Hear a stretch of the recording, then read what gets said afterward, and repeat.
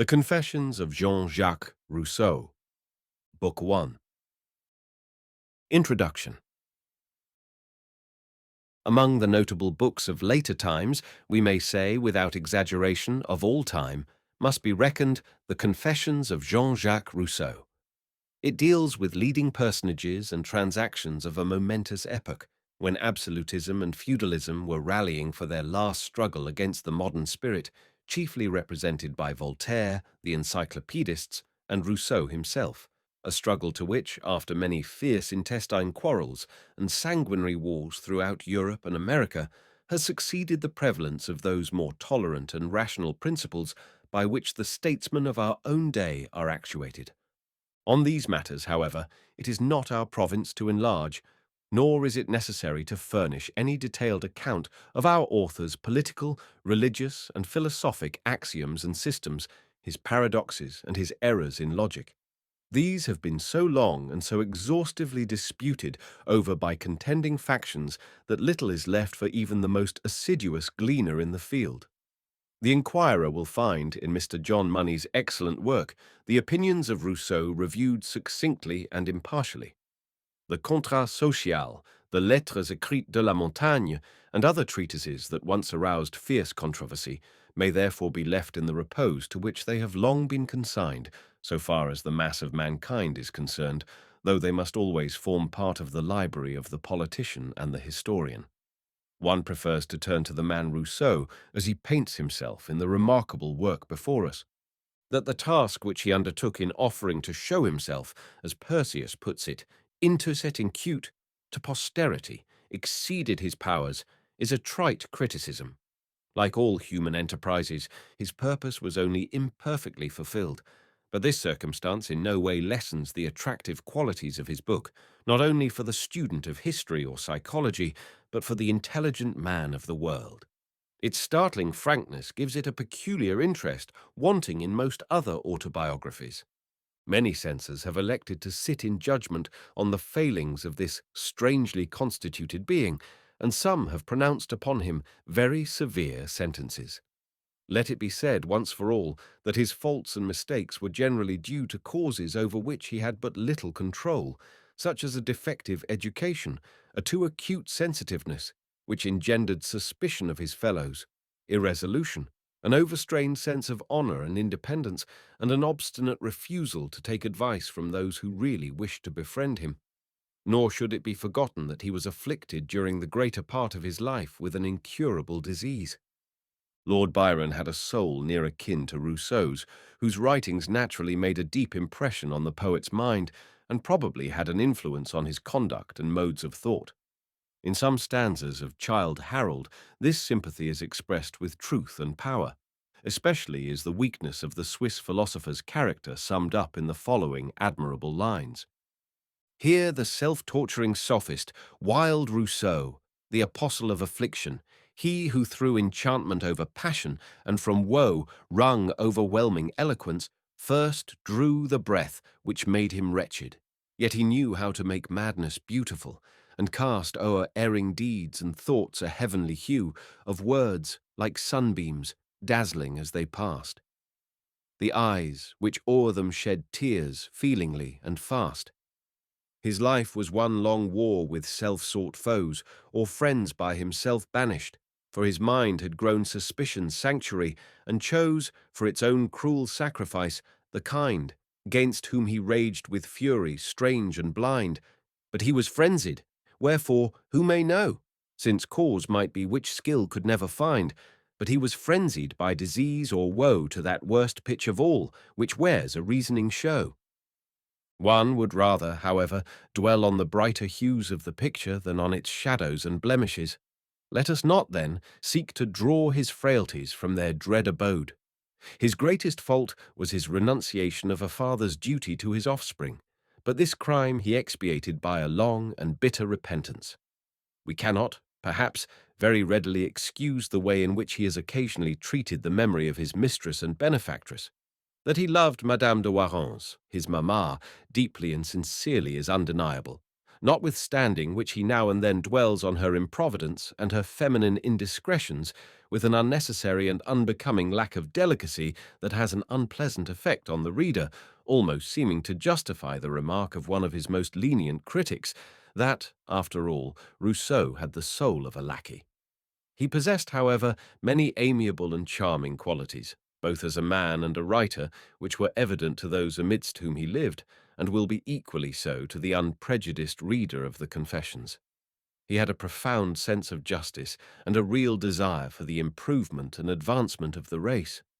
Owing to these excellences, he was beloved to the last even by persons whom he tried to repel, looking upon them as members of a band of conspirators bent upon destroying his domestic peace and depriving him of the means of subsistence. Those of his writings that are most nearly allied in tone and spirit to the Confessions are the Rêveries d'un promeneur solitaire and La Nouvelle Héloïse. His correspondence throws much light on his life and character, as do also parts of Émile. It is not easy in our day to realize the effect wrought upon the public mind by the advent of La Nouvelle Héloïse. Julie and Saint-Preux became names to conjure with. Their ill-starred amours were everywhere sighed and wept over by the tender-hearted fair. Indeed, in composing this work, Rousseau may be said to have done for Switzerland what the author of the Waverley novels did for Scotland, turning its mountains, lakes, and islands, formerly regarded with aversion, into a fairyland peopled with creatures whose joys and sorrows appealed irresistibly to every breast. Shortly after its publication began to flow that stream of tourists and travellers which tends to make Switzerland not only more celebrated but more opulent every year. It is one of the few romances written in the epistolary form that do not oppress the reader with a sense of languor and unreality, for its creator poured into its pages a tide of passion unknown to his frigid and stilted predecessors, and dared to depict nature as she really is, not as she was misrepresented by the modish authors and artists of the age. Some persons seem shy of owning an acquaintance with this work. Indeed, it has been made the butt of ridicule by the disciples of a decadent school. Its faults and its beauties are on the surface. Rousseau's own estimate is freely expressed at the beginning of the 11th book of the Confessions and elsewhere. It might be wished that the preface had been differently conceived and worded, for the assertion made therein that the book may prove dangerous has caused it to be inscribed on a sort of index, and good folk who never read a line of it blush at its name. Its sensibility, too, is a little overdone, and has supplied the wits with opportunities for satire. For example, Canning, in his New Morality, sweet sensibility, who dwells enshrined in the fine foldings, sweet child of sickly fancy, her of yore from her loved France Rousseau to exile bore, and while, midst lakes and mountains wild he ran, full of himself, and shunned the haunts of man, taught her o'er each lone vale and alpine steep to lisp the story of his wrongs and weep. As might be imagined, Voltaire had slight sympathy with our social reformers' notions and ways of promulgating them, and accordingly took up his wonted weapons, sarcasm and ridicule, against poor Jean-Jacques. The quarrels of these two great men cannot be described in this place, but they constitute an important chapter in the literary and social history of the time. In the work with which we are immediately concerned, the author seems to avoid frequent mention of Voltaire, even where we should most expect it. However, the state of his mind when he penned this record of his life should be always remembered in relation to this as well as other occurrences. Rousseau had intended to bring his autobiography down to a later date, but obvious causes prevented this. Hence, it is believed that a summary of the chief events that marked his closing years will not be out of place here. On quitting the Ile de Saint-Pierre, he travelled to Strasbourg, where he was warmly received, and thence to Paris, arriving in that city on December 16, 1765. The Prince de Conti provided him with a lodging in the Hôtel Saint-Simon, within the precincts of the Temple, a place of sanctuary for those under the ban of authority. Everyone was eager to see the illustrious proscript who complained of being made a daily show, like Sancho Panza in his island of Barataria. During his short stay in the capital, there was circulated an ironical letter purporting to come from the great Frederick, but really written by Horace Walpole. This cruel, clumsy, and ill-timed joke angered Rousseau, who ascribed it to Voltaire. A few sentences may be quoted. "My dear Jean-Jacques, you have renounced Geneva, your native place. You have caused your expulsion from Switzerland, a country so extolled in your writings. France has issued a warrant against you. So do you come to me. My states offer you a peaceful retreat. I wish you well, and will treat you well, if you will let me.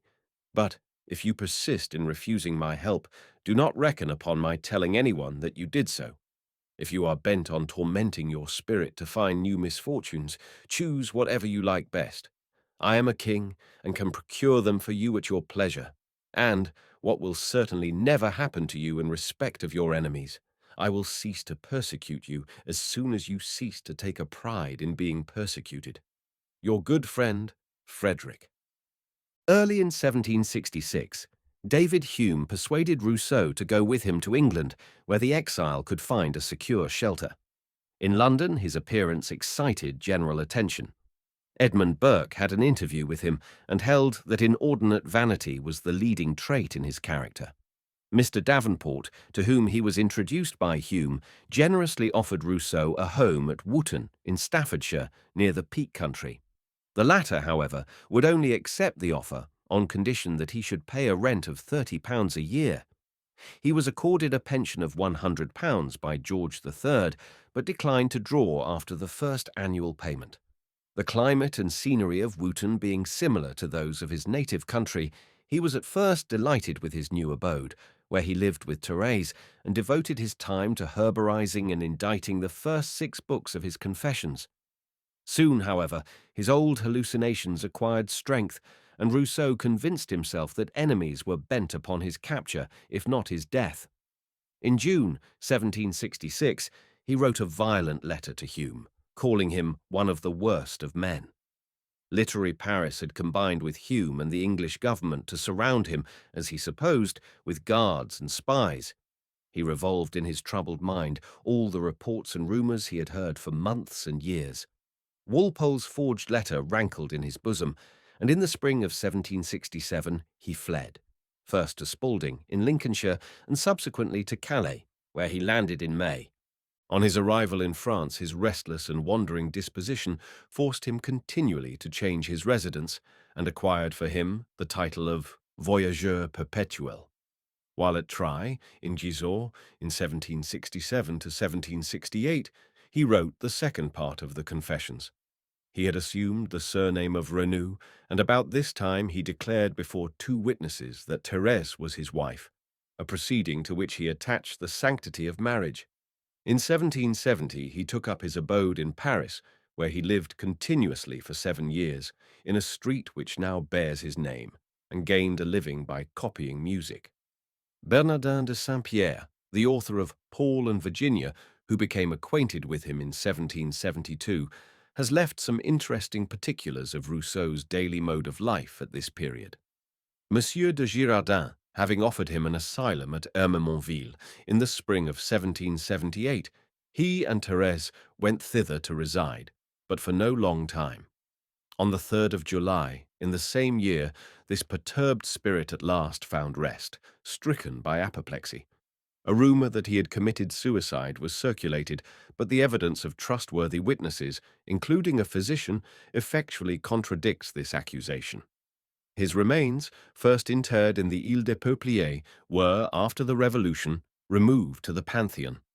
In later times, the government of Geneva made some reparation for their harsh treatment of a famous citizen and erected his statue, modelled by his compatriot, Pradier, on an island in the Rhône. See nations, slowly wise and meanly just, to buried merit raise the tardy bust. November 1896. S. W. Orson. Book 1. I have entered upon a performance which is without example, whose accomplishment will have no imitator. I mean to present my fellow mortals with a man in all the integrity of nature, and this man shall be myself. I know my heart, and have studied mankind. I am not made like anyone I have been acquainted with, perhaps like no one in existence. If not better, I at least claim originality.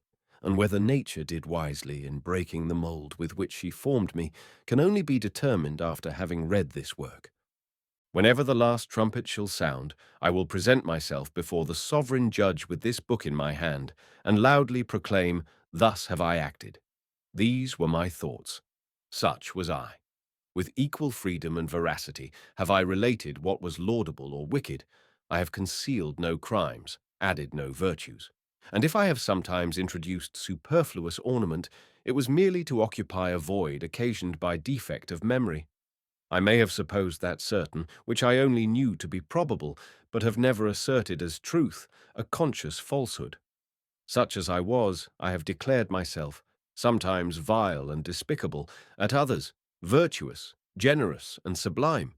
Even as thou hast read my inmost soul, power eternal, assemble round thy throne an innumerable throng of my fellow mortals.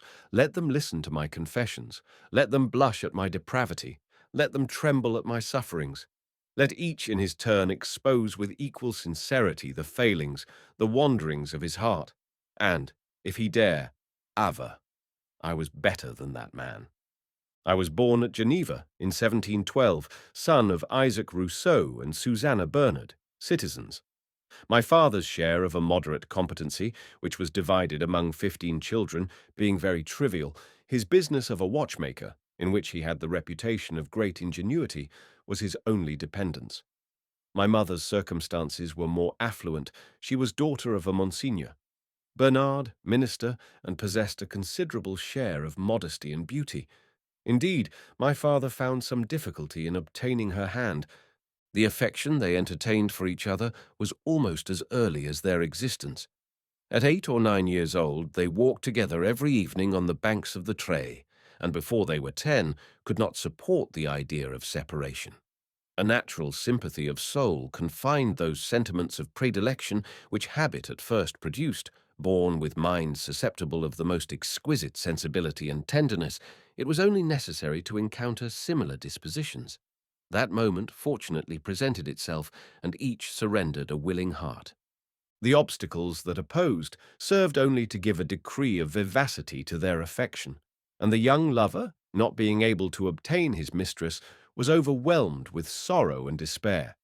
She advised him to travel, to forget her. He consented. He travelled, but returned more passionate than ever, and had the happiness to find her equally constant, equally tender. After this proof of mutual affection, what could they resolve? To dedicate their future lives to love.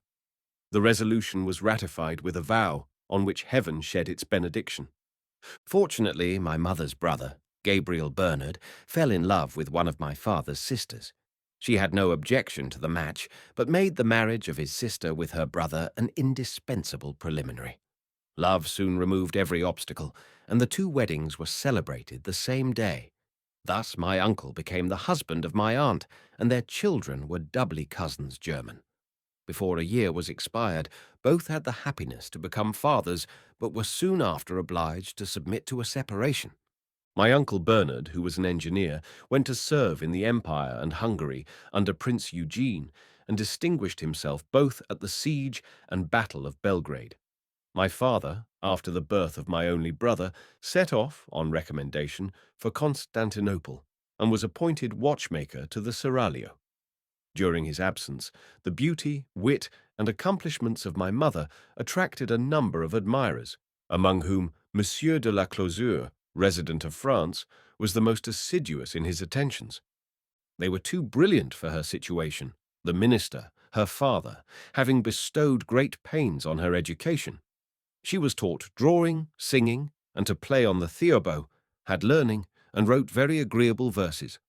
The following is an extempo piece which she composed in the absence of her husband and brother in a conversation with some person relative to them while walking with her sister-in-law and their 2 children.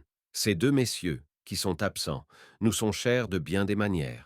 Ce sont nos amis, nos amants, ce sont nos maris et nos frères et les pères de ces enfants. These absent ones, who just claim our hearts by every tender name, to whom each wish extends our husbands and our brothers are, the fathers of this blooming pair, our lovers and our friends. His passion must have been extremely violent, since after a period of 30 years I have seen him affected at the very mention of her name. My mother had a defence more powerful even than her virtue. She tenderly loved my father and conjured him to return. His inclination seconding his request, he gave up every prospect of emolument and hastened to Geneva.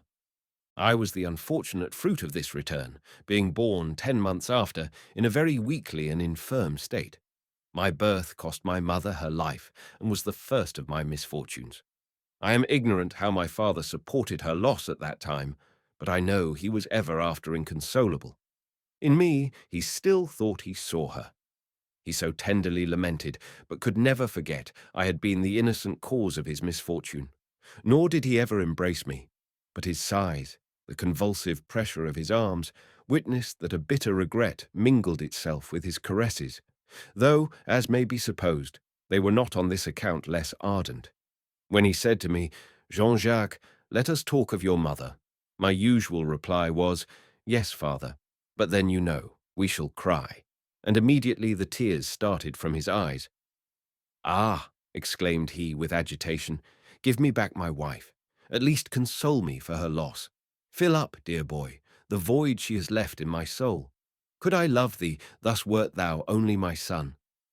40 years after this loss, he expired in the arms of his second wife, but the name of the first still vibrated on his lips, still was her image engraved on his heart.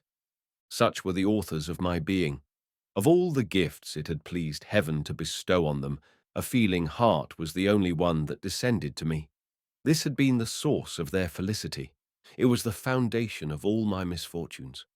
I came into the world with so few signs of life that they entertained but little hope of preserving me with the seeds of a disorder that has gathered strength with years, and from which I am now relieved at intervals, only to suffer a different, though more intolerable evil. I owed my preservation to one of my father's sisters, an amiable and virtuous girl, who took the most tender care of me. She is yet living, nursing, at the age of 80, a husband younger than herself, but worn out with excessive drinking. Dear aunt, I freely forgive your having preserved my life, and only lament that it is not in my power to bestow on the decline of your days the tender solicitude and care you lavished on the first dawn of mine. My nurse, Jacqueline, is likewise living, and in good health. The hands that opened my eyes to the light of this world may close them at my death. We suffer before we think. It is the common lot of humanity. I experienced more than my proportion of it. I have no knowledge of what passed prior to my 5th or 6th year. I recollect nothing of learning to read. I only remember what effect the first considerable exercise of it produced on my mind, and from that moment I date an uninterrupted knowledge of myself. Every night, after supper, we read some part of a small collection of romances which had been my mother's. My father's design was only to improve me in reading, and he thought these entertaining works were calculated to give me a fondness for it. But we soon found ourselves so interested in the adventures they contained that we alternately read whole nights together and could not bear to give over until at the conclusion of a volume. Sometimes, in a morning, on hearing the swallows at our window, my father, quite ashamed of this weakness, would cry, "Come, come, let us go to bed. I am more a child than thou art." I soon acquired, by this dangerous custom, not only an extreme facility in reading and comprehending, but for my age, a too intimate acquaintance with the passions. An infinity of sensations were familiar to me, without possessing any precise idea of the objects to which they related. I had conceived nothing, I had felt the whole. This confused succession of emotions did not retard the future efforts of my reason, though they added an extravagant, romantic notion of human life, which experience and reflection have never been able to eradicate. My romance reading concluded with the summer of 1719. The following winter was differently employed. My mother's library being quite exhausted, we had recourse to that part of her father's which had devolved to us. Here we happily found some valuable books, which was by no means extraordinary, having been selected by a minister that truly deserved that title, in whom learning, which was the rage of the times, was but a secondary commendation. his taste and good sense being most conspicuous.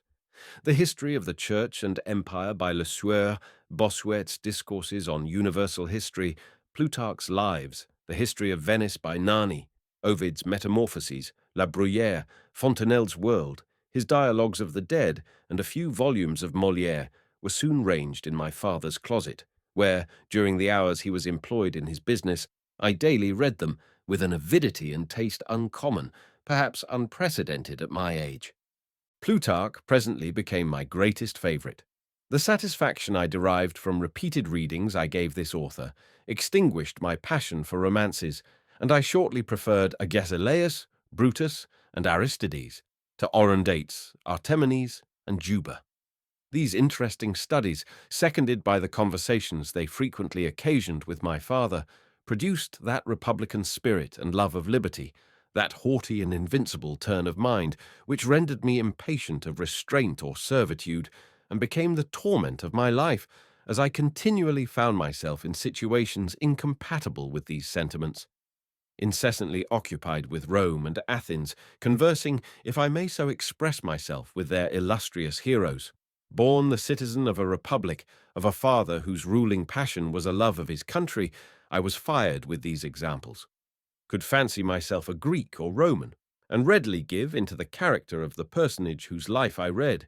Transported by the recital of any extraordinary instance of fortitude or intrepidity, animation flashed from my eyes, and gave my voice additional strength and energy.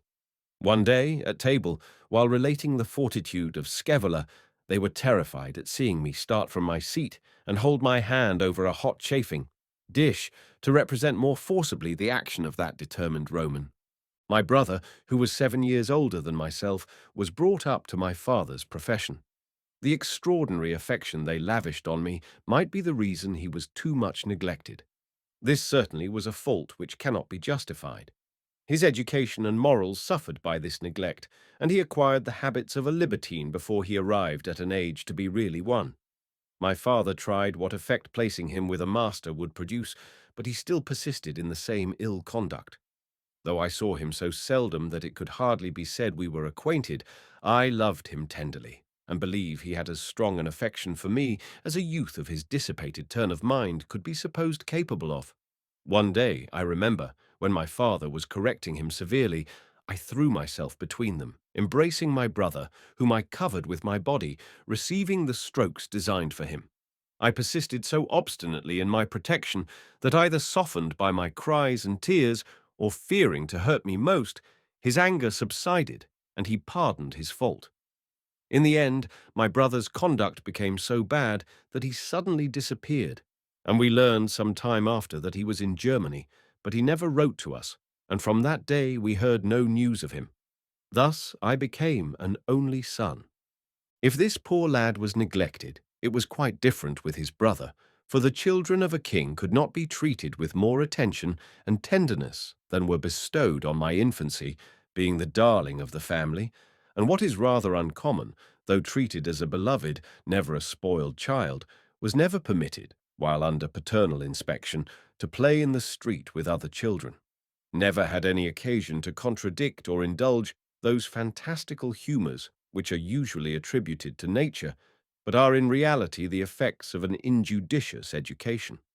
I had the faults common to my age, was talkative, a glutton, and sometimes a liar, made no scruple of stealing sweetmeats, fruits, or indeed any kind of eatables, but never took delight in mischievous waste, in accusing others, or tormenting harmless animals.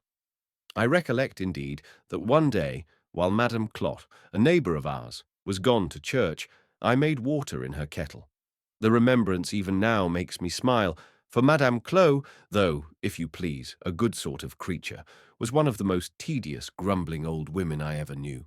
Thus have I given a brief but faithful history of my childish transgressions. How could I become cruel or vicious when I had before my eyes only examples of mildness and was surrounded by some of the best people in the world? My father, my aunt, my nurse, my relations, our friends, our neighbors, all I had any connection with, did not obey me, it is true, but loved me tenderly, and I returned their affection. I found so little to excite my desires, and those I had were so seldom contradicted that I was hardly sensible of possessing any, and can solemnly aver I was an absolute stranger to caprice until after I had experienced the authority of a master. Those hours that were not employed in reading or writing with my father, or walking with my governess Jacqueline, I spent with my aunt, and whether seeing her embroider or hearing her sing, whether sitting or standing by her side, I was ever happy. Her tenderness and unaffected gaiety, the charms of her figure and countenance have left such indelible impressions on my mind that her manner, look, and attitude are still before my eyes. I recollect 1,000 little caressing questions, could describe her clothes, her headdress, nor have the 2 curls of fine black hair which hung on her temples, according to the mode of that time, escaped my memory. Though my taste, or rather passion, for music did not show itself until a considerable time after, I am fully persuaded it is to her I am indebted for it. She knew a great number of songs which she sung with great sweetness and melody. The serenity and cheerfulness which were conspicuous in this lovely girl banished melancholy and made all round her happy.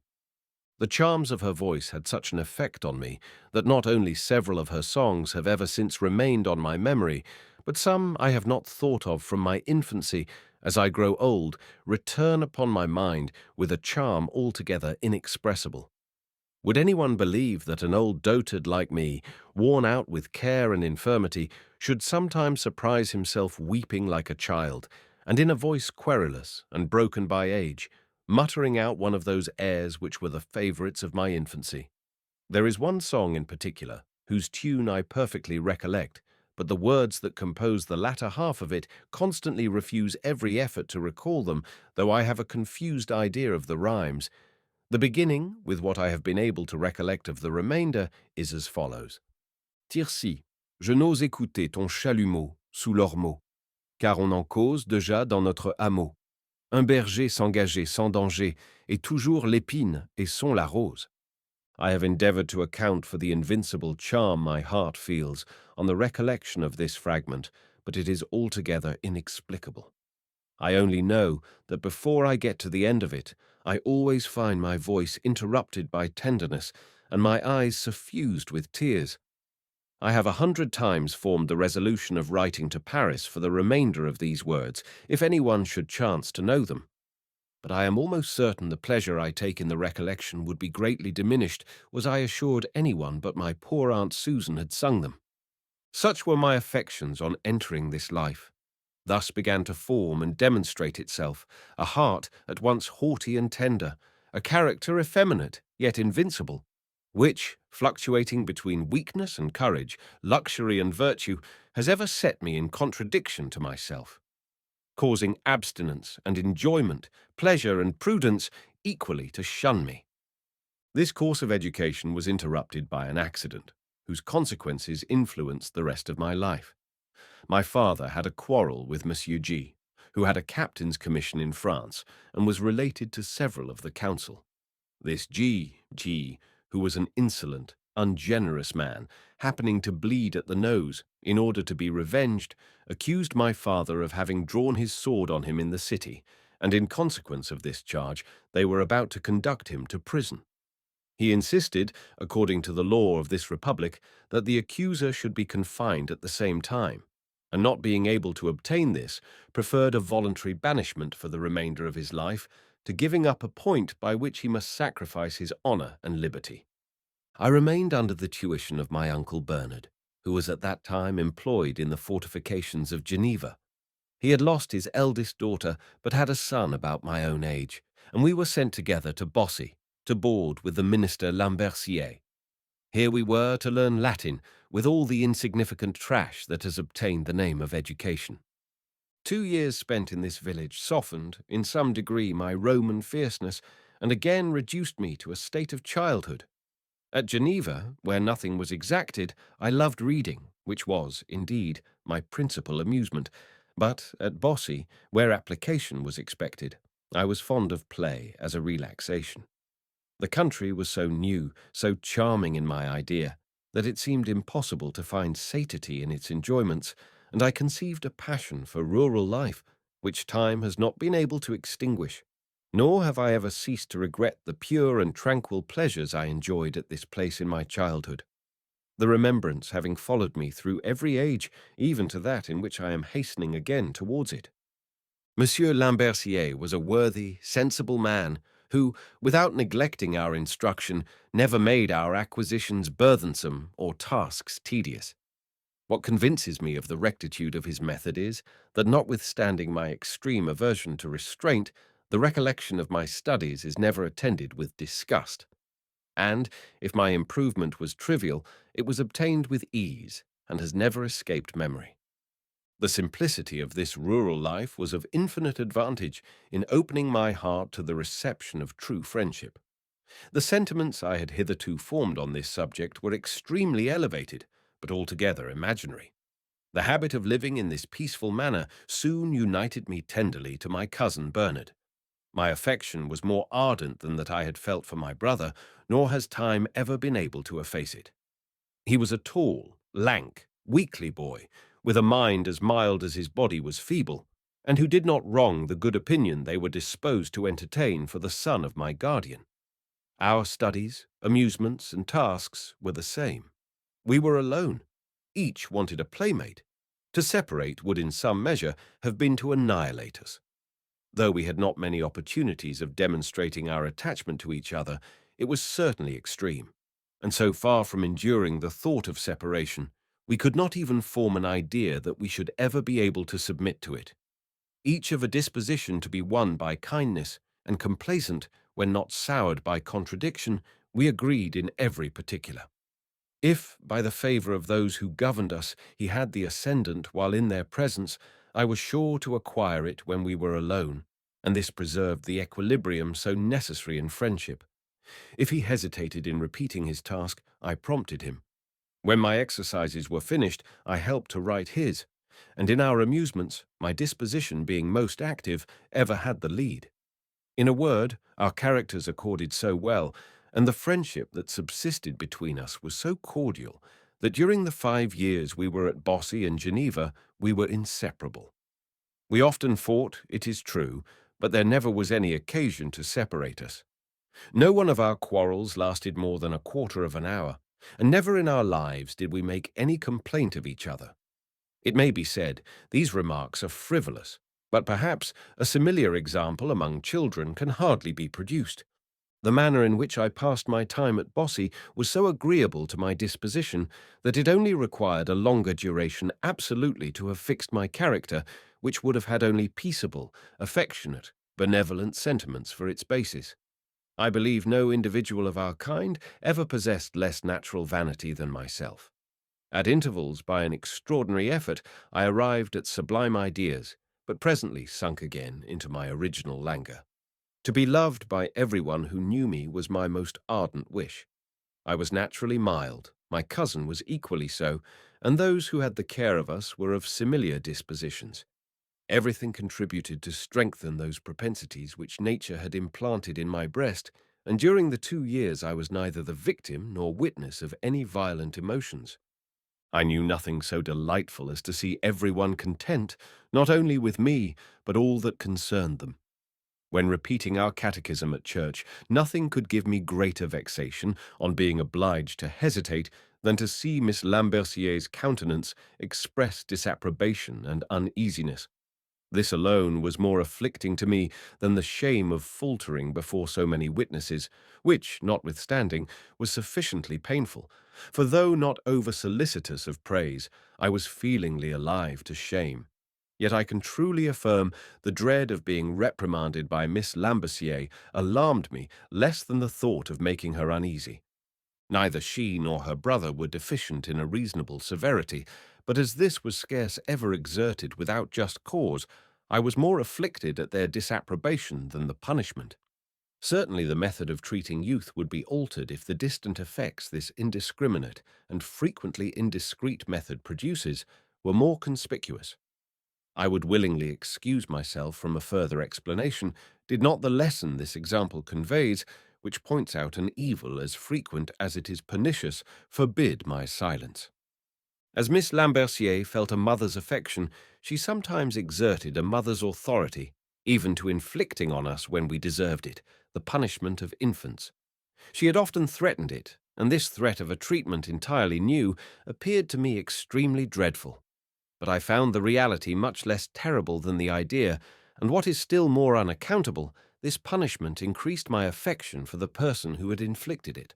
All this affection, aided by my natural mildness, was scarcely sufficient to prevent my seeking, by fresh offences, a return of the same chastisement, for a degree of sensuality had mingled with the smart and shame, which left more desire than fear of a repetition.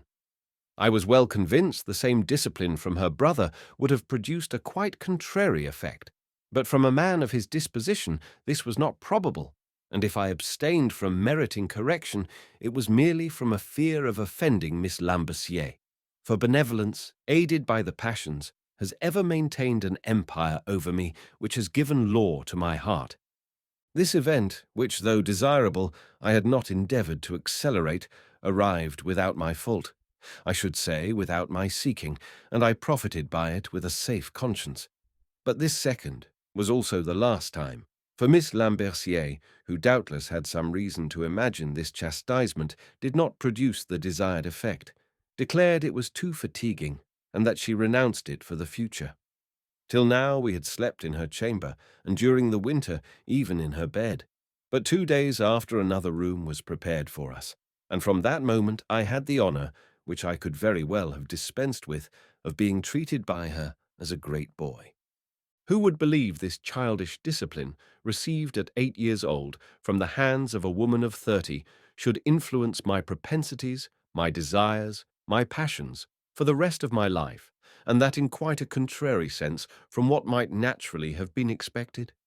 The very incident that inflamed my senses gave my desires such an extraordinary turn that, confined to what I had already experienced, I sought no further, and with blood boiling with sensuality, almost from my birth, preserved my purity beyond the age when the coldest constitutions lose their insensibility. Long tormented, without knowing by what, I gazed on every handsome woman with delight. Imagination incessantly brought their charms to my remembrance, only to transform them into so many Miss Lamberciers. If ever education was perfectly chaste, it was certainly that I received. My 3 aunts were not only of exemplary prudence, but maintained a degree of modest reserve, which women have long since thought unnecessary. My father, it is true, loved pleasure, but his gallantry was rather of the last than the present century, and he never expressed his affection for any woman he regarded in terms a virgin could have blushed at. Indeed, it was impossible more attention should be paid to that regard we owe the morals of children than was uniformly observed by everyone I had any concern with. An equal degree of reserve in this particular was observed at Monsieur Lambercier's, where a good maid-servant was discharged for having once made use of an expression before us which was thought to contain some degree of indelicacy. I had no precise idea of the ultimate effect of the passions, but the conception I had formed was extremely disgusting. I entertained a particular aversion for courtesans, nor could I look on a rake without a degree of disdain mingled with terror. These prejudices of education, proper in themselves to retard the first explosions of a combustible constitution, were strengthened, as I have already hinted, by the effect the first moments of sensuality produced in me, for notwithstanding the troublesome ebullition of my blood, I was satisfied with the species of voluptuousness I had already been acquainted with, and sought no further.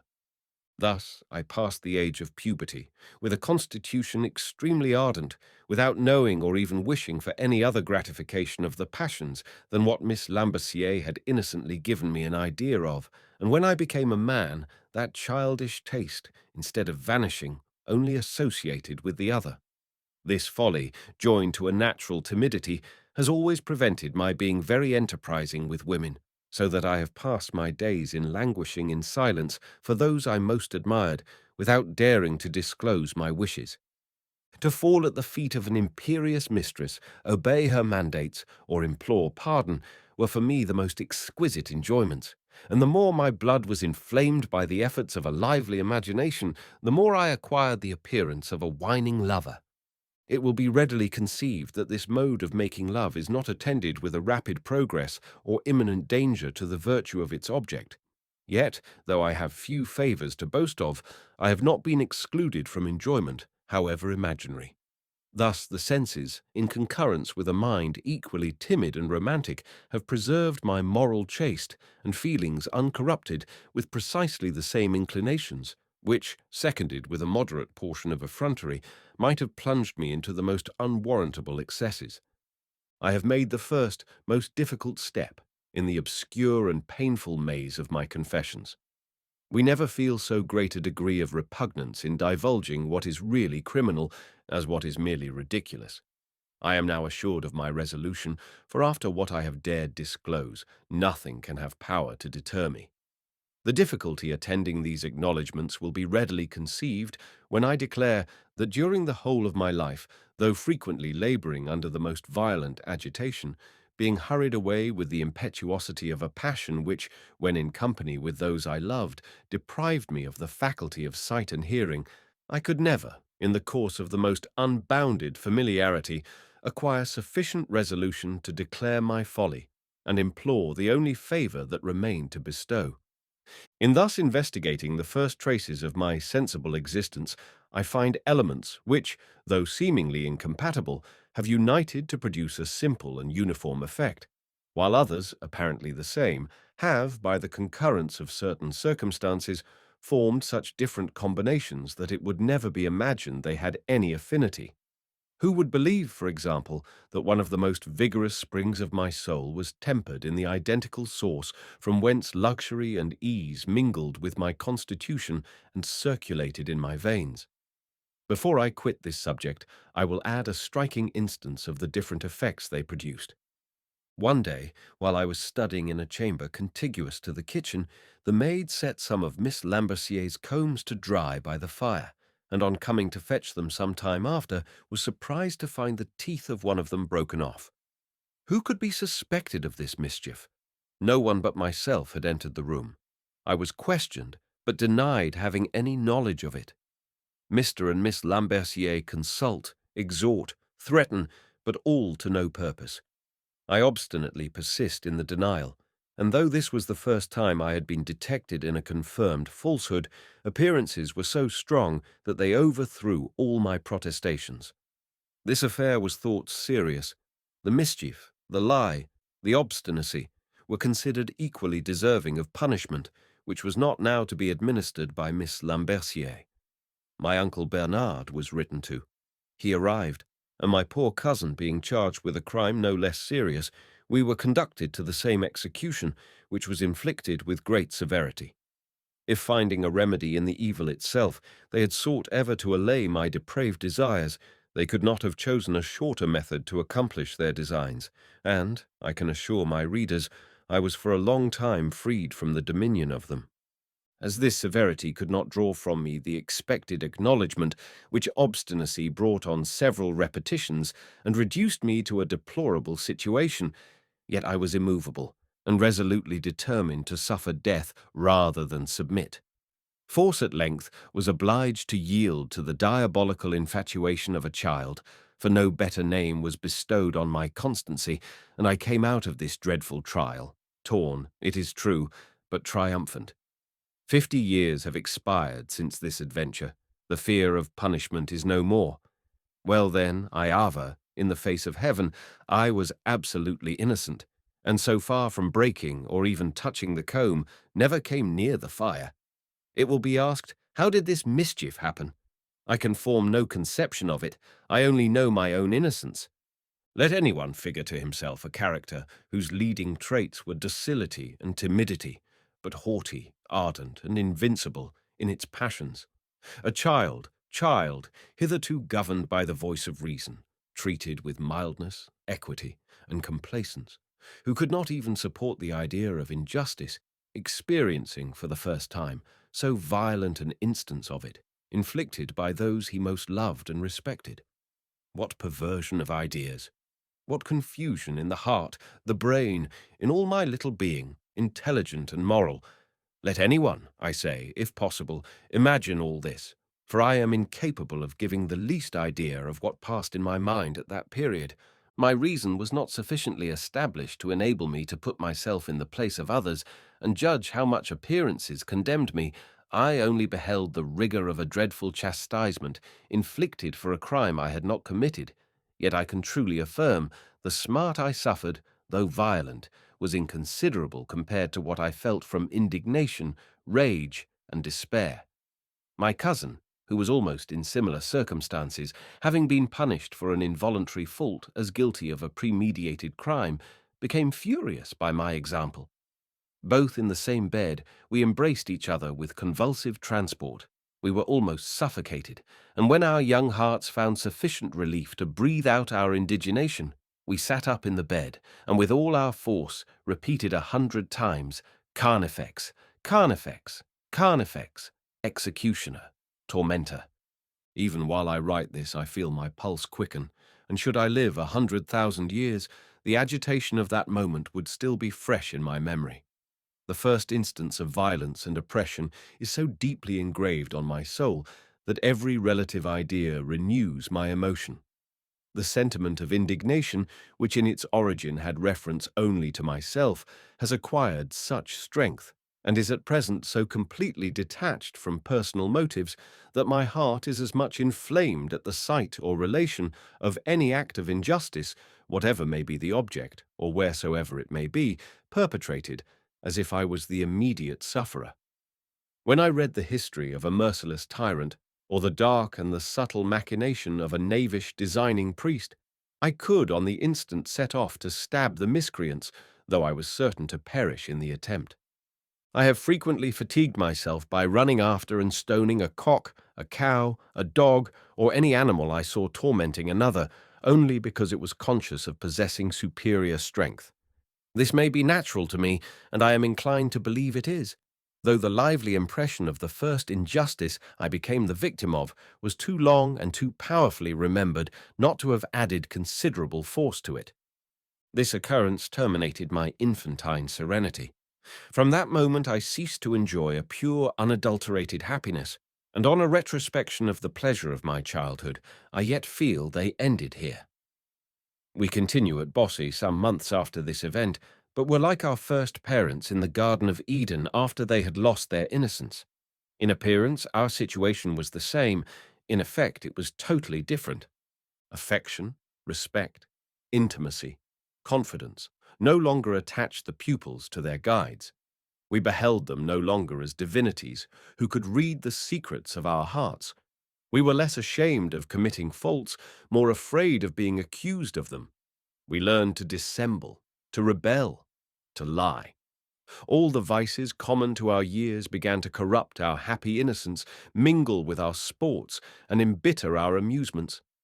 The country itself, losing those sweet and simple charms which captivate the heart, appeared a gloomy desert or covered with a veil that concealed its beauties. We cultivated our little gardens no more. Our flowers were neglected. We no longer scratched away the mould and broke out into exclamations of delight on discovering that the grain we had sown began to shoot. We were disgusted with our situation. Our preceptors were weary of us. In a word, my uncle wrote for our return, and we left Mr. and Miss Lambercier without feeling any regret at the separation. Near 30 years passed away from my leaving Bossey, without once recalling the place to my mind with any degree of satisfaction.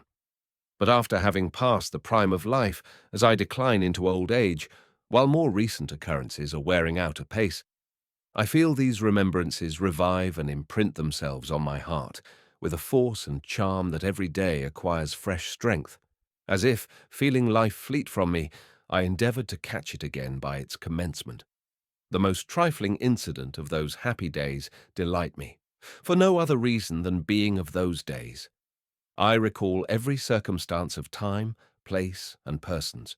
I see the maid or footman busy in the chamber, a swallow entering the window, a fly settling on my hand while repeating my lessons. I see the whole economy of the apartment.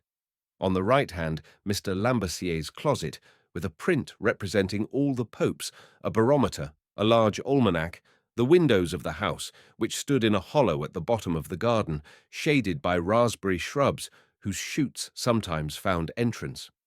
I am sensible the reader has no occasion to know all this, but I feel a kind of necessity for relating it.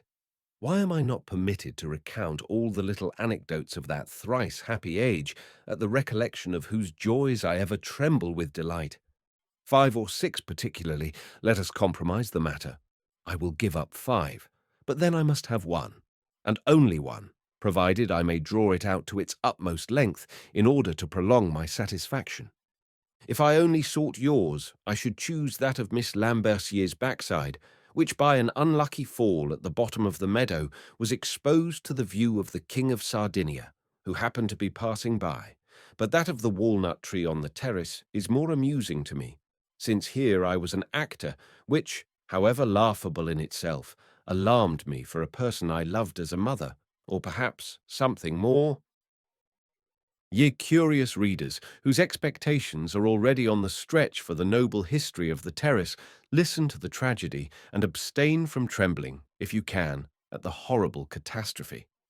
At the outside of the courtyard door, on the left hand, was a terrace.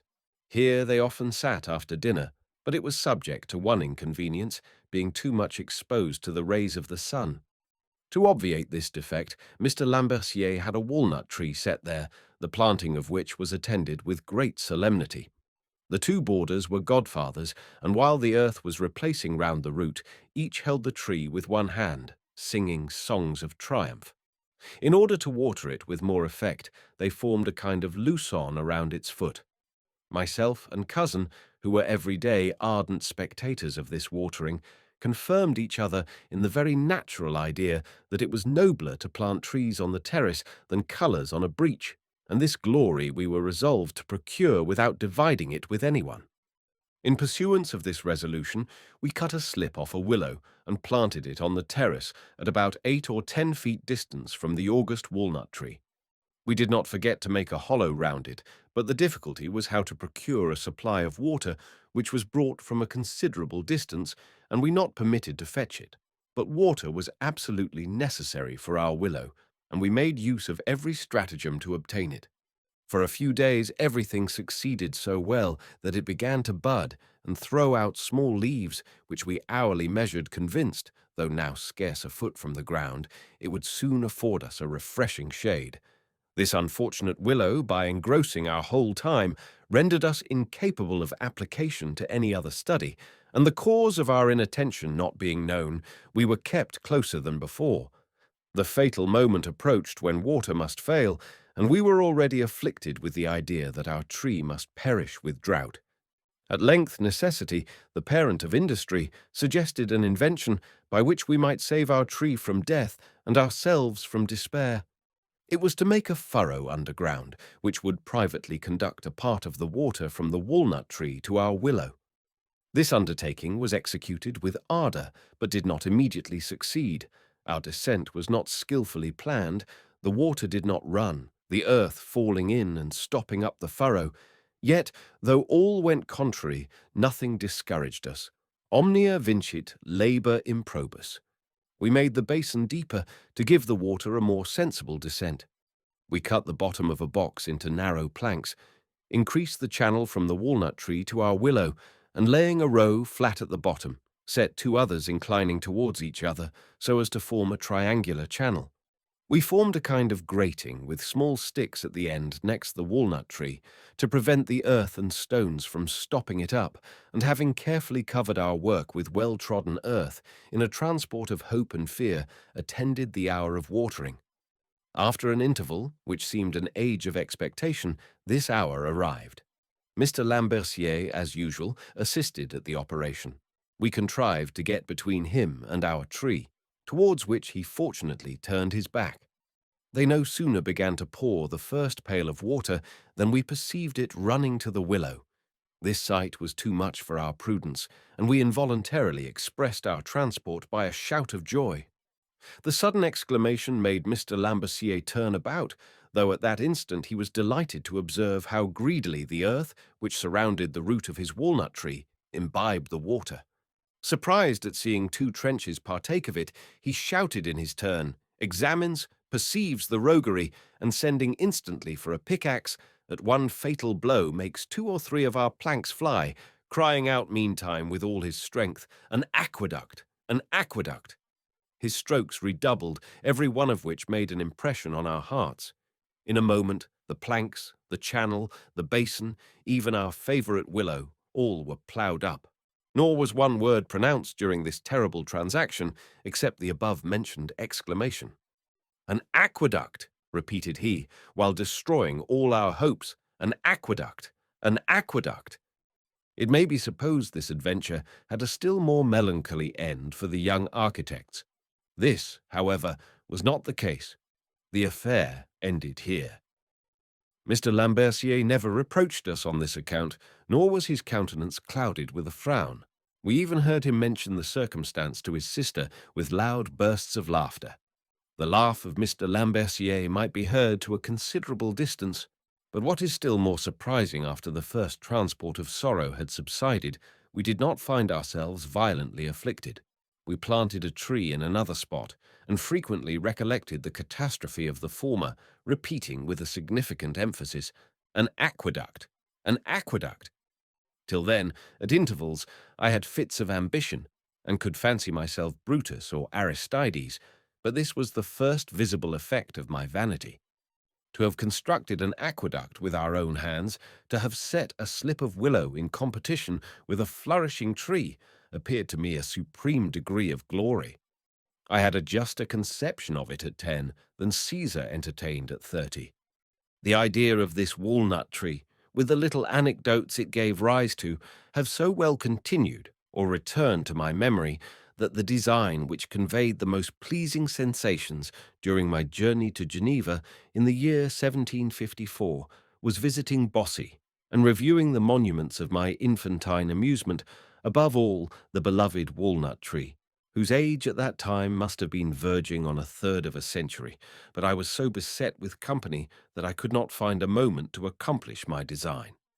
There is little appearance now of the occasion being renewed, but should I ever return to that charming spot and find my favourite walnut tree still existing, I am convinced I should water it with my tears. On my return to Geneva, I passed 2 or 3 years at my uncle's, expecting the determination of my friends respecting my future establishment. His own son, being devoted to genius, was taught drawing and instructed by his father in the elements of Euclid. I partook of these instructions, but was principally fond of drawing. Meantime, they were irresolute, whether to make me a watchmaker, a lawyer, or a minister. I should have preferred being a minister, as I thought it must be a charming thing to preach, but the trifling income which had been my mother's and was to be divided between my brother and myself was too inconsiderable to defray the expense attending the prosecution of my studies. As my age did not render the choice very pressing, I remained with my uncle, passing my time with very little improvement, and paying pretty dear, though not unreasonably, for my board. My uncle, like my father, was a man of pleasure, but had not learned, like him, to abridge his amusements for the sake of instructing his family. Consequently, our education was neglected. My aunt was a devotee who loved singing psalms better than thinking of our improvement, so that we were left entirely to ourselves, which liberty we never abused. Ever inseparable, we were all the world to each other, and feeling no inclination to frequent the company of a number of disorderly lads of our own age, we learned none of those habits of libertinism to which our idle life exposed us. Perhaps I am wrong in charging myself and cousin with idleness at this time, for in our lives we were never less so, and what was extremely fortunate, so incessantly occupied with our amusements that we found no temptation to spend any part of our time in the streets. We made cages, pipes, kites, drums, houses, ships, and bows, spoiled the tools of my good old grandfather by endeavouring to make watches in imitation of him, but our favourite amusement was wasting paper, in drawing, washing, colouring, etc. There came an Italian mountebank to Geneva called Gamba Corta, who had an exhibition of puppets that he made play a kind of comedy. We went once to see them, but could not spare time to go again, being busily employed in making puppets of our own and inventing comedies, which we immediately set about making them perform, mimicking to the best of our abilities the uncouth voice of Punch, and, to complete the business, my good aunt and Uncle Bernard had the patience to see and listen to our imitations. But my uncle, having one day read an elaborate discourse to his family, we instantly gave up our comedies and began composing sermons. These details, I confess, are not very amusing, but they serve to demonstrate that the former part of our education was well directed, since being, at such an early age, the absolute masters of our time, we found no inclination to abuse it, and so little in want of other companions that we constantly neglected every occasion of seeking them. When taking our walks together, we observed their diversions without feeling any inclination to partake of them. Friendship so entirely occupied our hearts that, pleased with each other's company, the simplest pastimes were sufficient to delight us. We were soon remarked for being thus inseparable, and what rendered us more conspicuous, my cousin was very tall, myself extremely short, so that we exhibited a very whimsical contrast.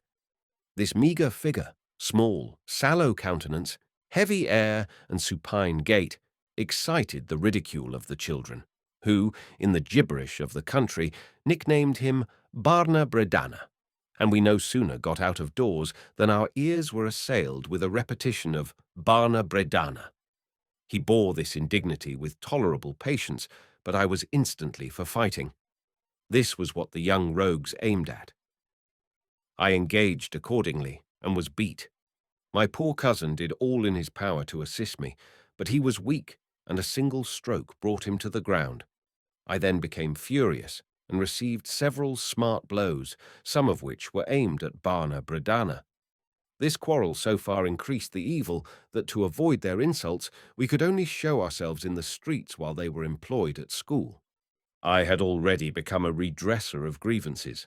There only wanted a lady in the way to be a knight-errant in form. This defect was soon supplied. I presently had two. I frequently went to see my father at Nyon, a small city in the Vaudois country, where he was now settled. Being universally respected, the affection entertained for him extended to me, and during my visits, the question seemed to be, who should show me most kindness? A Madame de Valson, in particular, loaded me with caresses, and to complete all, her daughter made me her gallant. I need not explain what kind of gallant a boy of 11 must be to a girl of 22. The artful hussies know how to set these puppets up in front to conceal more serious engagements. On my part, I saw no inequality between myself and Miss Volson, was flattered by the circumstance, and went into it with my whole heart, or rather my whole head, for this passion certainly reached no further, though it transported me almost to madness, and frequently produced scenes sufficient to make even a cynic expire with laughter. I have experienced two kinds of love, equally real, which have scarce any affinity, yet each differing materially from tender friendship. My whole life has been divided between these affections, and I have frequently felt the power of both at the same instant. For example, at the very time I so publicly and tyrannically claimed Miss Volson that I could not suffer any other of my sex to approach her, I had short but passionate assignations with a Miss Goten, who thought proper to act the schoolmistress with me. Our meetings, though absolutely childish, afforded me the height of happiness. I felt the whole charm of mystery, and repaid Miss Volson in kind when she least expected it, the use she made of me in concealing her amours. To my great mortification, this secret was soon discovered, and I presently lost my young schoolmistress. Miss Goten was, in fact, a singular personage. She was not handsome, yet there was a certain something in her figure which could not easily be forgotten, and this for an old fool I am too often convinced of. Her eyes, in particular, neither corresponded with her age, her height, nor her manner. She had a lofty, imposing air, which agreed extremely well with the character she assumed, but the most extraordinary part of her composition was a mixture of forwardness and reserve, difficult to be conceived, and while she took the greatest liberties with me, would never permit any to be taken with her in return, treating me precisely like a child. This makes me suppose she had either ceased herself to be one, or was yet sufficiently so to behold as play the danger to which this folly exposed her. I was so absolutely in the power of both these mistresses that when in the presence of either, I never thought of her who was absent. In other respects, the effects they produced on me bore no affinity. I could have passed my whole life with Miss Vulson without forming a wish to quit her. But then my satisfaction was attended with a pleasing serenity, and, in numerous companies, I was particularly charmed with her. The sprightly sallies of her wit, the arch glance of her eye, even jealousy itself, strengthened my attachment, and I triumphed in the preference she seemed to bestow on me while addressed by more powerful rivals. Applause, encouragement, and smiles gave animation to my happiness. Surrounded by a throng of observers, I felt the whole force of love. I was passionate, transported. In a tête-à-tête, I should have been constrained, thoughtful, perhaps unhappy. If Miss Vulson was ill, I suffered with her, would willingly have given up my own health to establish hers, and, observe, I knew the want of it from experience. If absent, she employed my thoughts. I felt the want of her. When present, her caresses came with warmth and rapture to my heart, though my senses were unaffected. The familiarities she bestowed on me, I could not have supported the idea of her granting to another. I loved her with a brother's affection only, but experienced all the jealousy of a lover. With Miss Goten, this passion might have acquired a degree of fury. I should have been a Turk, a tiger, had I once imagined she bestowed her favours on any but myself. The pleasure I felt on approaching Miss Vulson was sufficiently ardent, though unattended with uneasy sensations. But at sight of Miss Goten, I felt myself bewildered. Every sense was absorbed in ecstasy. I believe it would have been impossible to have remained long with her. I must have been suffocated with the violence of my palpitations. I equally dreaded giving either of them displeasure. With one I was more complacent, with the other more submissive. I would not have offended Miss Vulson for the world, but if Miss Goten had commanded me to throw myself into the flames, I think I should have instantly obeyed her. Happily, both for her and myself, our amours, or rather rendezvous, were not of long duration, and though my connection with Miss Vulson was less dangerous after a continuance of some greater length, that likewise had its catastrophe. Indeed, the termination of a love affair is good for nothing unless it partakes of the romantic, and can furnish out at least an exclamation. Though my correspondence with Miss Vulson was less animated, it was perhaps more endearing. We never separated without tears, and it can hardly be conceived what a void I felt in my heart. I could neither think nor speak of anything but her. These romantic sorrows were not affected, though I am inclined to believe they did not absolutely centre in her, for I am persuaded, though I did not perceive it at that time, being deprived of amusement bore a considerable share in them. To soften the rigour of absence, we agreed to correspond with each other, and the pathetic expressions these letters contained were sufficient to have split a rock. In a word, I had the honour of her not being able to endure the pain of separation. She came to see me at Geneva. My head was now completely turned, and during the 2 days she remained here, I was intoxicated with delight. At her departure, I would have thrown myself into the water after her and absolutely rent the air with my cries. The week following, she sent me sweetmeats, gloves, etc. This certainly would have appeared extremely gallant had I not been informed of her marriage at the same instant, and that the journey I had thought proper to give myself the honour of was only to buy her wedding suit. My indignation may easily be conceived. I shall not attempt to describe it. In this heroic fury, I swore never more to see the perfidious girl, supposing it the greatest punishment that could be inflicted on her.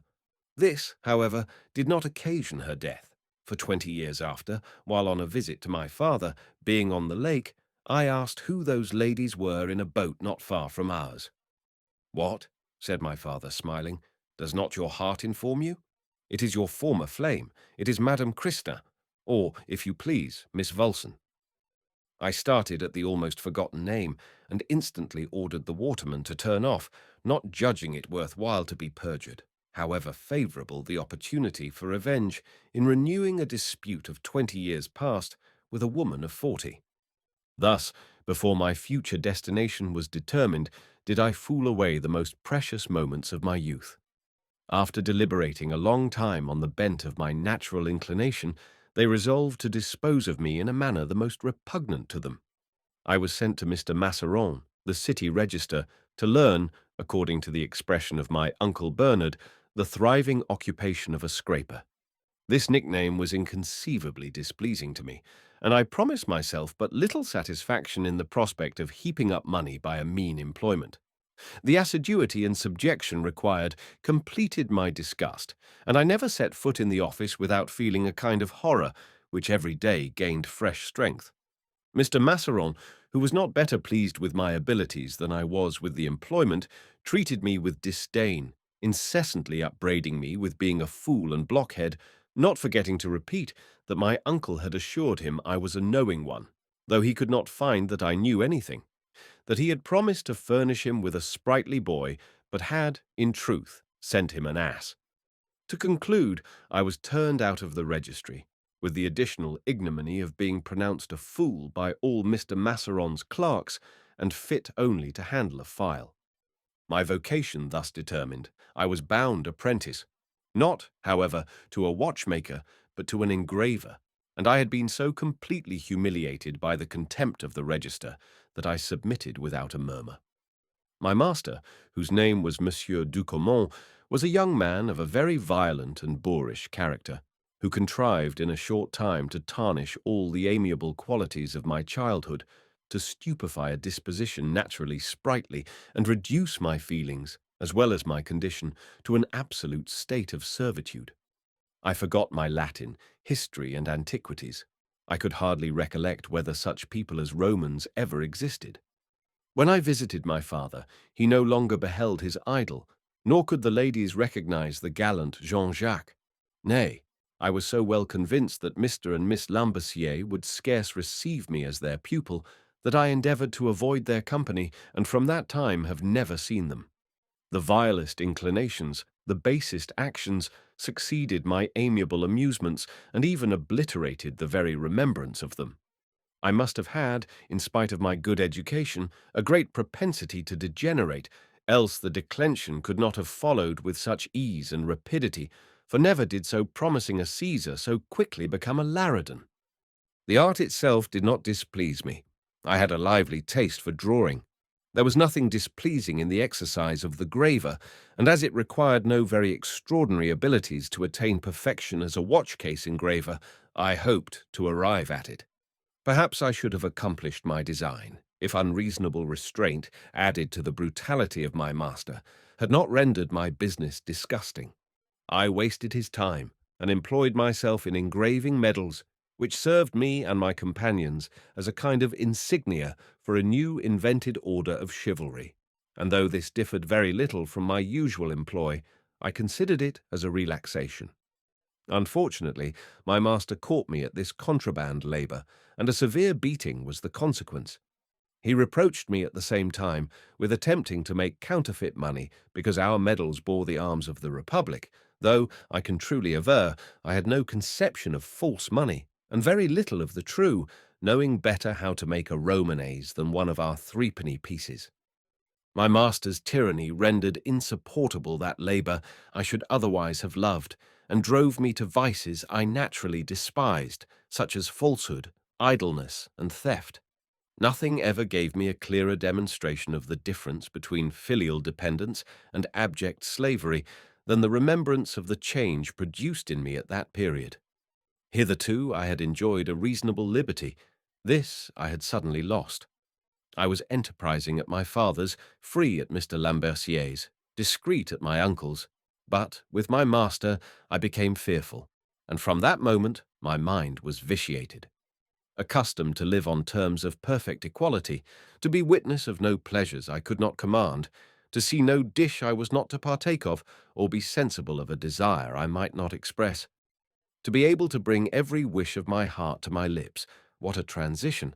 At my master's I was scarce allowed to speak, was forced to quit the table without tasting what I most longed for, and the room when I had nothing particular to do there. was incessantly confined to my work, while the liberty my master and his journeyman enjoyed served only to increase the weight of my subjection.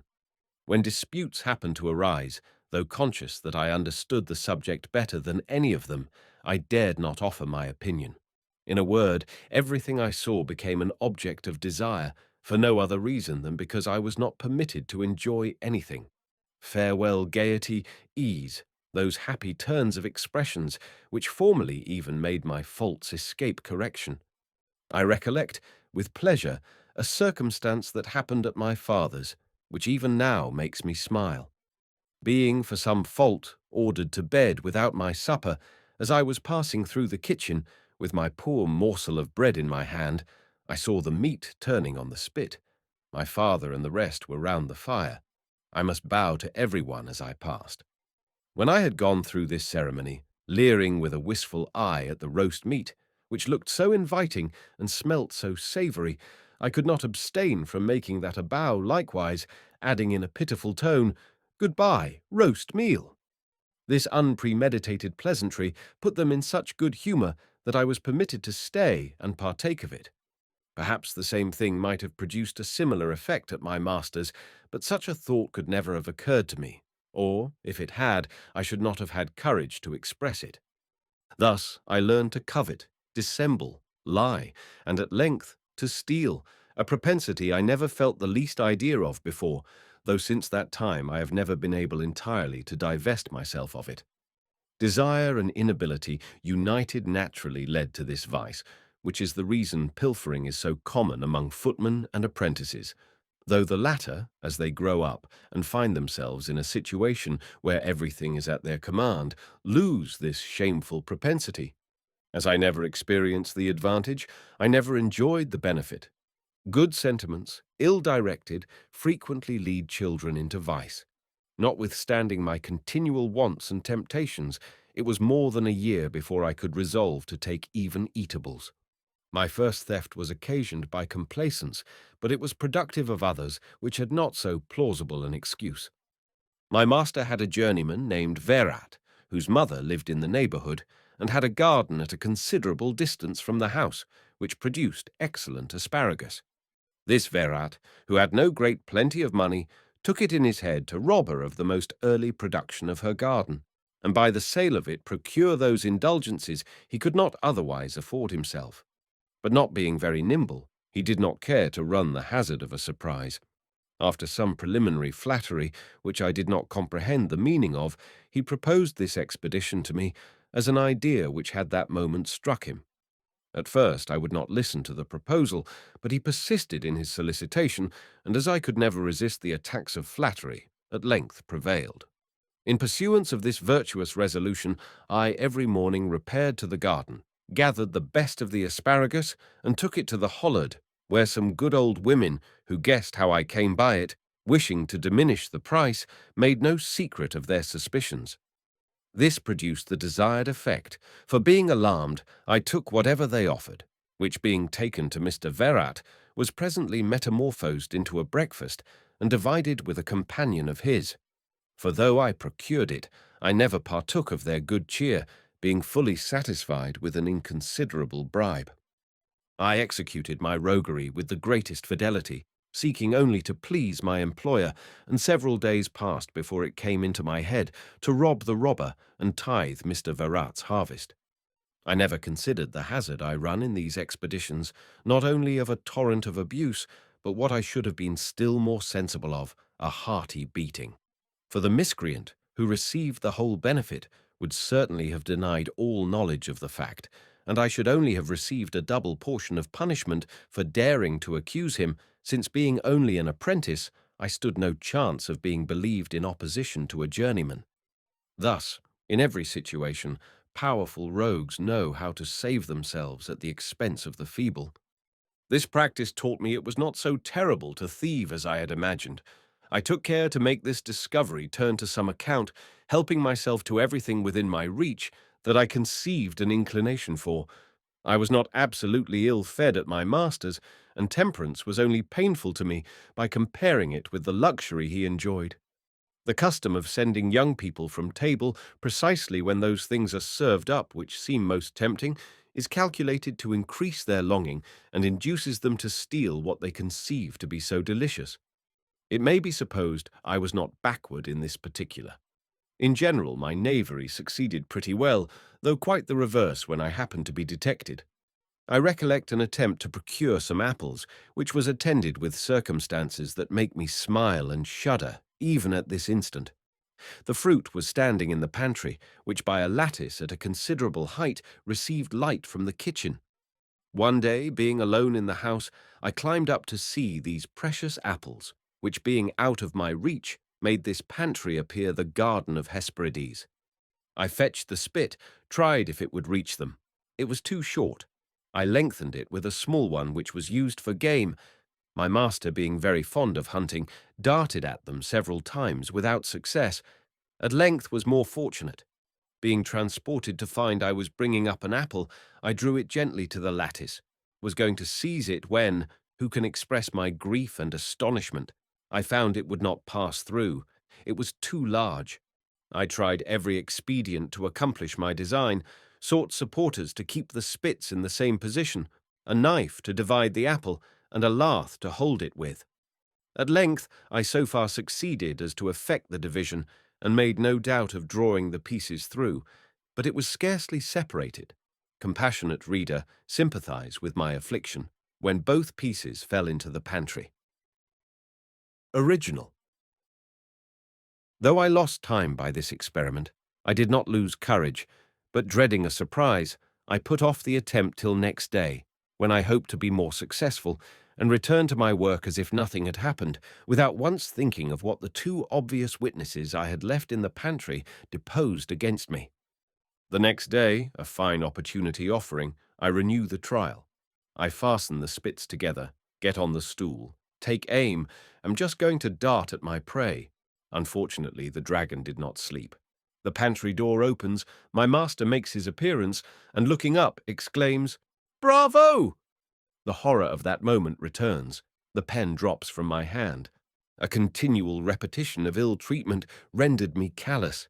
It seemed a kind of composition for my crimes, which authorized me to continue them, and, instead of looking back at the punishment, I looked forward to revenge. Being beat like a slave, I judged I had a right to all the vices of one. I was convinced that to rob and be punished were inseparable, and constituted, if I may so express myself, a kind of traffic, in which, if I perform my part of the bargain, my master would take care not to be deficient in his. That preliminary settled, I applied myself to thieving with great tranquillity, and whenever this interrogatory occurred to my mind, "What will be the consequence?" the reply was ready. "I know the worst. I shall be beat." No matter, I was made for it. I love good eating, am sensual, but not greedy. I have such a variety of inclinations to gratify that this can never predominate, and unless my heart is unoccupied, which very rarely happens, I pay but little attention to my appetite. To purloining eatables, but extended this propensity to everything I wished to possess, and if I did not become a robber in form, it was only because money never tempted me. My master had a closet in the workshop, which he kept locked.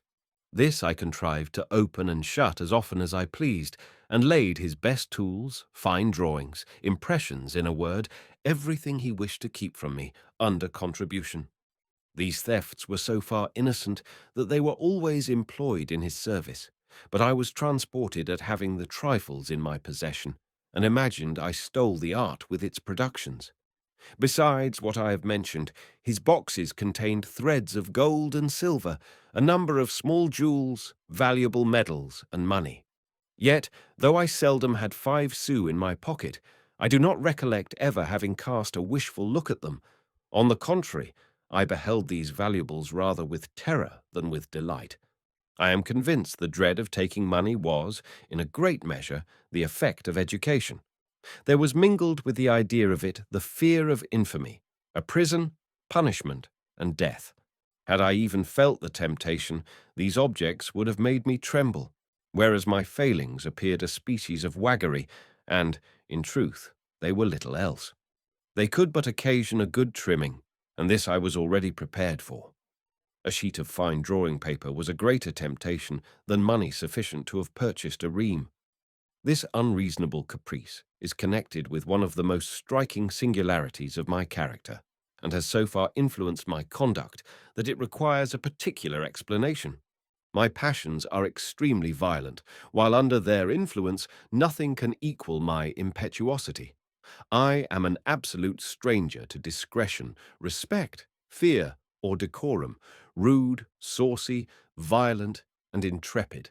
No shame can stop, no danger intimidate me. My mind is frequently so engrossed by a single object that beyond it the whole world is not worth a thought. This is the enthusiasm of a moment. The next, perhaps, I am plunged in a state of annihilation. Take me in my moments of tranquillity. I am indolence and timidity itself. A word to speak, the least trifle to perform, appear an intolerable labour. Everything alarms and terrifies me. The very buzzing of a fly will make me shudder. I am so subdued by fear and shame that I would gladly shield myself from mortal view. When obliged to exert myself, I am ignorant what to do. When forced to speak, I am at a loss for words, and if anyone looks at me, I am instantly out of countenance.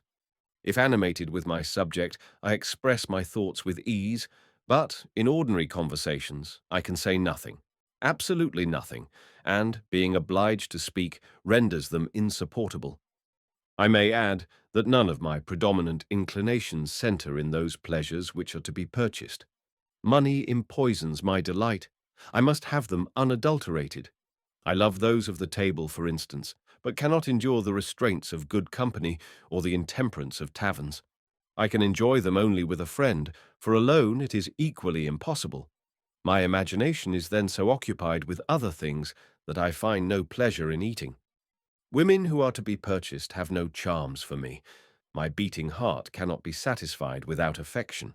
It is the same with every other enjoyment. If not truly disinterested, they are absolutely insipid. In a word, I am fond of those things which are only estimable to minds formed for the peculiar enjoyment of them. I never thought money so desirable as it is usually imagined.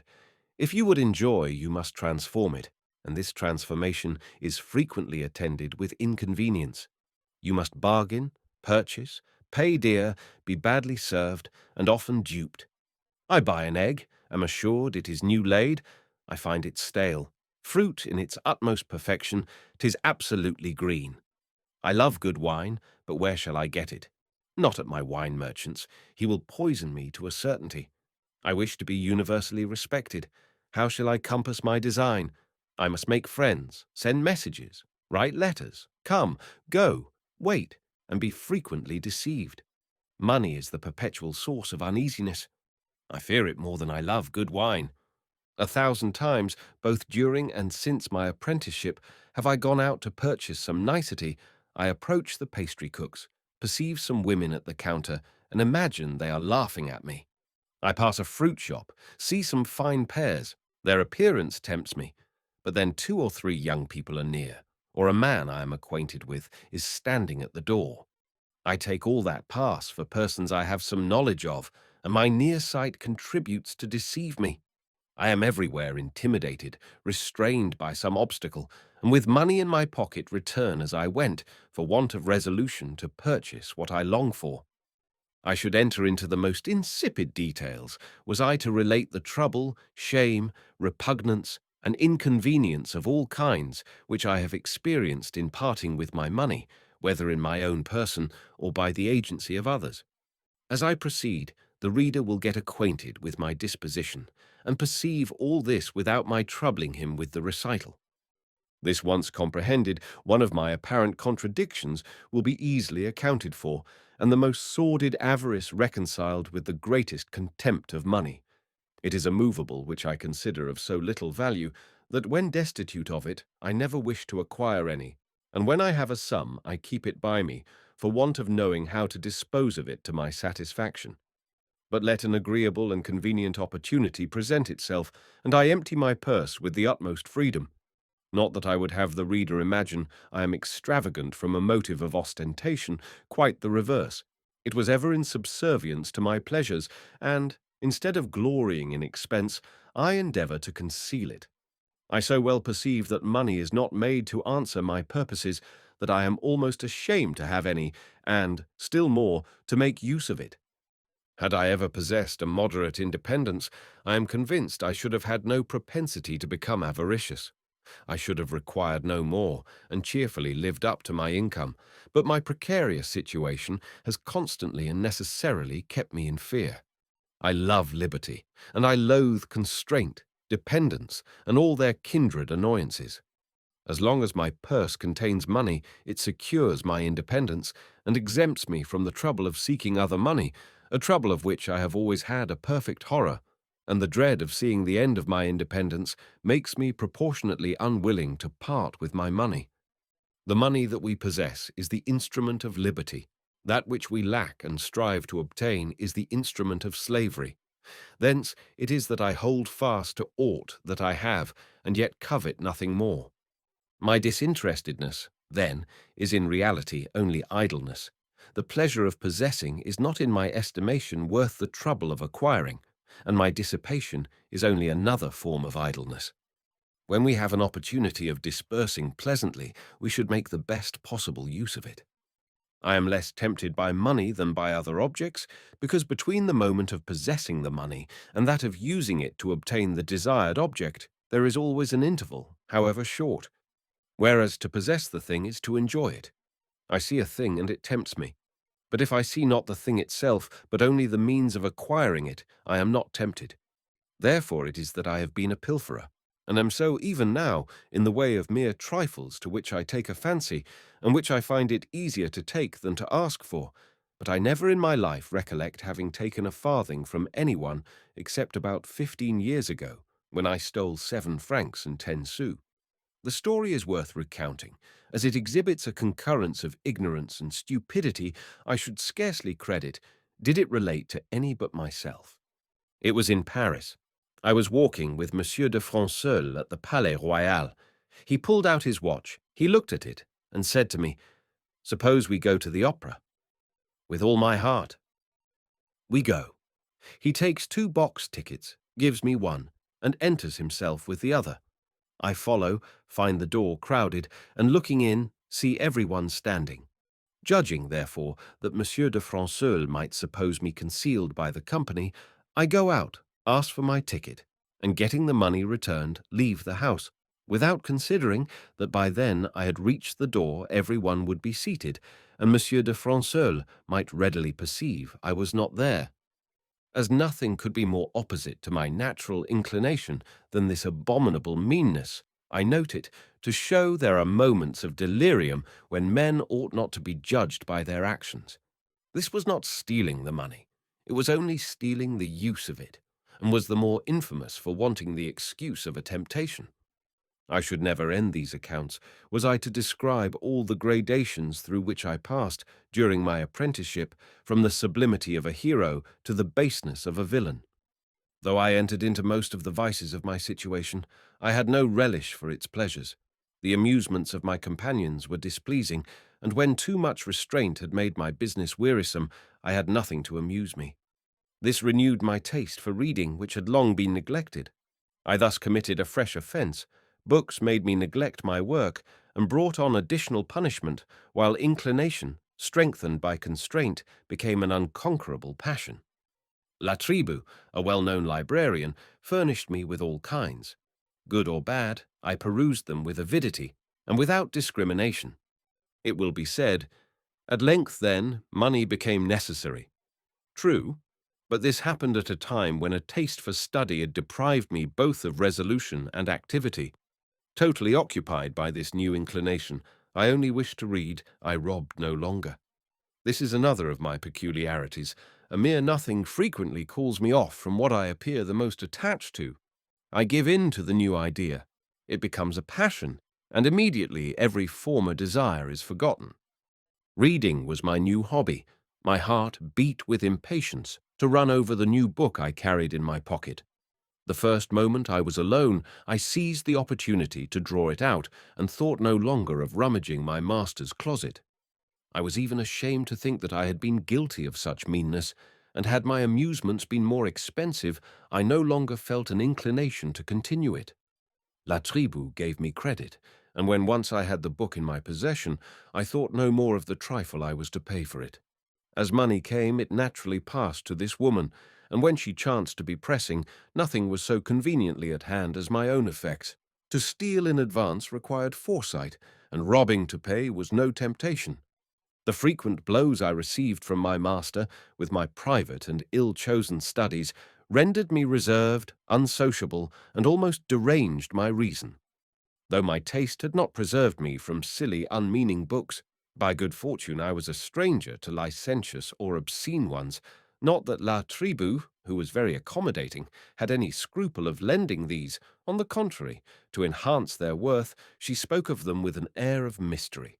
This produced an effect she had not foreseen, for both shame and disgust made me constantly refuse them. Chance so well seconded my bashful disposition that I was past the age of 30 before I saw any of those dangerous compositions. In less than a year I had exhausted La Tribu's scanty library, and was unhappy for want of further amusement.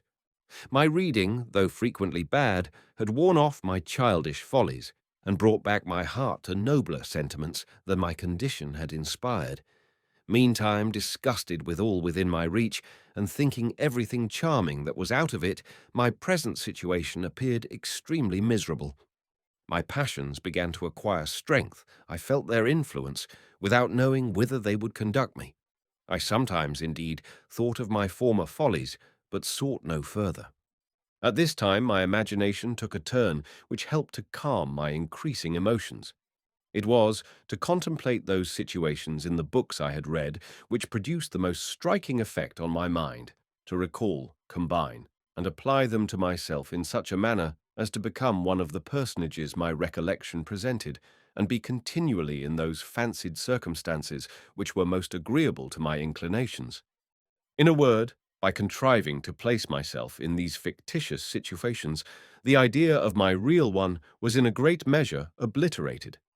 This fondness for imaginary objects, and the facility with which I could gain possession of them, completed my disgust for everything around me, and fixed that inclination for solitude which has ever since been predominant. We shall have more than once occasion to remark the effects of a disposition, misanthropic and melancholy in appearance, but which proceed, in fact, from a heart too affectionate, too ardent, which, for want of similar dispositions, is constrained to content itself with non-entities and be satisfied with fiction. It is sufficient at present to have traced the origin of a propensity which has modified my passions, set bounds to each, and by giving too much ardour to my wishes, has ever rendered me too indolent to obtain them. Thus I attained my 16th year, uneasy, discontented with myself and everything that surrounded me, displeased with my occupation, without enjoying the pleasures common to my age, weeping without a cause, sighing I knew not why, and fond of my chimerical ideas for want of more valuable realities. Every Sunday, after sermon time, my companions came to fetch me out, wishing me to partake of their diversions. I would willingly have been excused, but when once engaged in amusement, I was more animated and enterprising than any of them. It was equally difficult to engage or restrain me. Indeed, this was ever a leading trait in my character. In our country walks I was ever foremost, and never thought of returning till reminded by some of my companions. I was twice obliged to be from my masters the whole night, the city gates having been shut before I could reach them. The reader may imagine what treatment this procured me the following mornings, but I was promised such a reception for the third that I made a firm resolution never to expose myself to the danger of it. Notwithstanding my determination, I repeated this dreaded transgression, my vigilance having been rendered useless by a cursed captain named Monsieur Minutoli, who, when on guard, always shut the gate he had charge of an hour before the usual time. I was returning home with my two companions, and had got within half a league of the city, when I heard them beat the tattoo. I redouble my pace, I run with my utmost speed, I approach the bridge, see the soldiers already at their posts. I call out to them in a suffocated voice, It is too late. I am 20 paces from the guard. The first bridge is already drawn up, and I tremble to see those terrible horns advanced in the air, which announce the fatal and inevitable destiny which from this moment began to pursue me. I threw myself on the glacis in a transport of despair, while my companions, who only laughed at the accident, immediately determined what to do. My resolution, though different from theirs, was equally sudden. On the spot, I swore never to return to my masters, and the next morning, when my companions entered the city, I bade them an eternal adieu, conjuring them at the same time to inform my cousin Bernard of my resolution and the place where he might see me for the last time. From the commencement of my apprenticeship, I had seldom seen him. At first, indeed, we saw each other on Sundays, but each acquiring different habits, our meetings were less frequent. I am persuaded his mother contributed greatly towards this change. He was to consider himself as a person of consequence. I was a pitiful apprentice.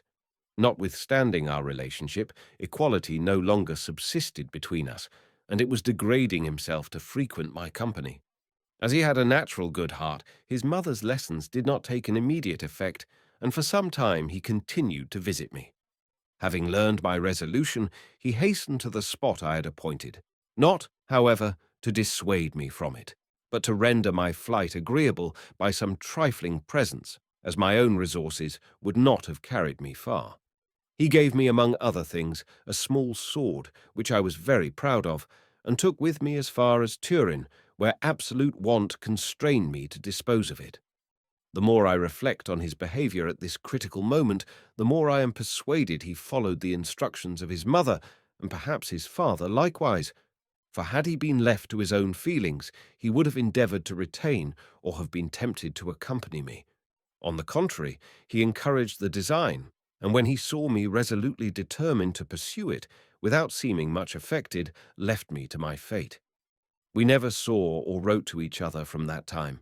I cannot but regret this loss, for his heart was essentially good, and we seemed formed for a more lasting friendship. Before I abandon myself to the fatality of my destiny, let me contemplate for a moment the prospect that awaited me had I fallen into the hands of a better master. Nothing could have been more agreeable to my disposition or more likely to confer happiness than the peaceful condition of a good artificer in so respectable a line as engravers are considered at Geneva. I could have obtained an easy subsistence, if not a fortune. This would have bounded my ambition. I should have had means to indulge in moderate pleasures, and should have continued in my natural sphere without meeting with any temptation to go beyond it. Having an imagination sufficiently fertile to embellish with its chimeras every situation, and powerful enough to transport me from one to another, it was immaterial in which I was fixed. That was best adapted to me, which, requiring the least care or exertion, left the mind most at liberty, and this happiness I should have enjoyed. In my native country, in the bosom of my religion, family, and friends, I should have passed a calm and peaceful life, in the uniformity of a pleasing occupation, and among connections dear to my heart. I should have been a good Christian, a good citizen, a good friend, a good man. I should have relished my condition, perhaps have been an honor to it, and after having passed a life of happy obscurity, surrounded by my family, I should have died at peace. Soon it may be forgotten, but while remembered, it would have been with tenderness and regret. Instead of this, what a picture am I about to draw! Alas, why should I anticipate the miseries I have endured? The reader will have but too much of the melancholy subject.